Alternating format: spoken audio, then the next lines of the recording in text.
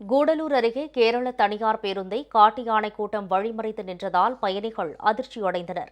கேரள மாநிலம் சுல்தான் பத்தேரியில் இருந்து கூடலூர் அருகே உள்ள பட்டவயல் பகுதிக்கு வந்த கேரள தனியார் பேருந்து பயணிகளுடன் கேரளா திரும்பிக் கொண்டிருந்தது. இரு மாநில எல்லையில் குட்டிகளுடன் 10க்கும் மேற்பட்ட காட்டு யானைகள் பேருந்தை வழிமறித்து சாலையில் நின்றதால் பயணிகள் அச்சமடைந்தனர். நீண்ட நேர காத்திருப்புக்கு பின் யானைகள் காட்டுக்குள் சென்றதால் பயணிகள் நிம்மதியடைந்தனர். இதேபோல் திண்டுக்கல் மாவட்டம் பழனியில் இருந்து கொடைக்கானல் செல்லும் சாலையில் காட்டு யானை ஒன்று சுற்றுலா ஊர்தியை துரத்தியதால் பரபரப்பு ஏற்பட்டது. இதைக் கண்டு ஊர்தியை ஓட்டுநர் பின்னோக்கி இயக்கிய நிலையில் யானை துரத்துவதை நிறுத்திக் கொண்டது. ஒற்றை யானை நடமாட்டம் இருப்பதால் இரவு நேரங்களில் எச்சரிக்கையுடன் செல்லுமாறு ஊர்தி ஓட்டிகளை வனத்துறையினர் அறிவுறுத்தியுள்ளனர்.